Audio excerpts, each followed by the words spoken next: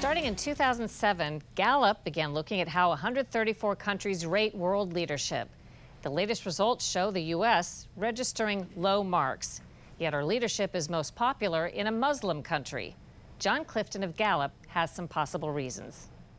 When you ask people how they feel about U.S. leadership, does that mean our leaders in particular, like Congress and the president, or does that mean the actions we take on the global stage? They usually have the leader of the country in mind. So we've actually done testing in countries around the world, and we've said, how do you feel about Trump? Or in the past, we've asked, how do you feel about Obama?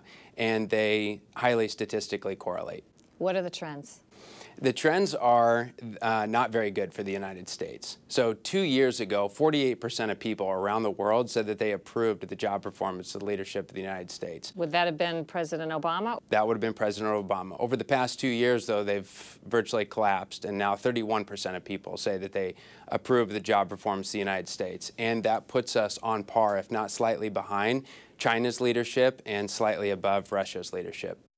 Is there any way to know what it is about our leadership in particular that they don't like, or is it just the mention of the president? I think if you ask someone in the Trump administration what exactly is going on, is they would say this is a byproduct of America's First policy, which is we want to do what's right, not necessarily what's popular. It's going to be only America first.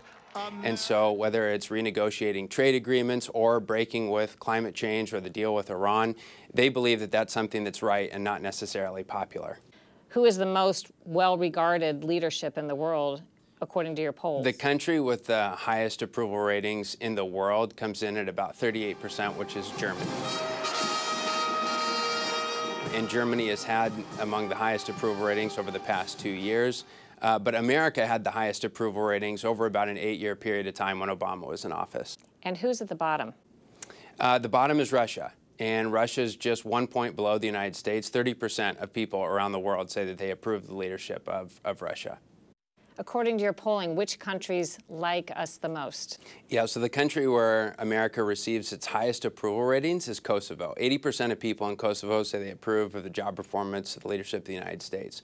One of the reasons that that might be true is because the day in 2008, after Kosovo declared independence, America recognized that independence the day after. So that might be one of the reasons. Where are we the least popular? So a few countries where we're the least popular. One is Iran. So 2 years ago, just less than 20% of people said that they approved of the job performance of the United States. That collapsed down to 8% most recently. And you could probably mostly attribute that to us leaving the Iran deal. Should we here in the U.S. care about what the rest of the world thinks about our leadership? There's a lot of research that says we should care about what people around the world thinks about U.S. leadership. And this is a concept known as soft power, which has been popularized by Harvard academic Joseph Nye. And what that concept means is that if hard power is our economic and our military might, then soft power is this sort of power where people go along with you, not because they have to, but because they want to. Another thing that was found by a researcher at Berkeley recently using Gallup's World Poll data was he found that when leaders are unpopular, it also impacts trade. So over Obama's 8 years in his administration, trade dropped after Trump came into office. Now, that could be attributed to the trade wars, but he attributes it to our unpopularity. Clifton points out that low popularity isn't necessarily a bad thing. He says doing what's right isn't always popular, and that President Trump's America First foreign policy is intended to benefit America, not make the country more popular.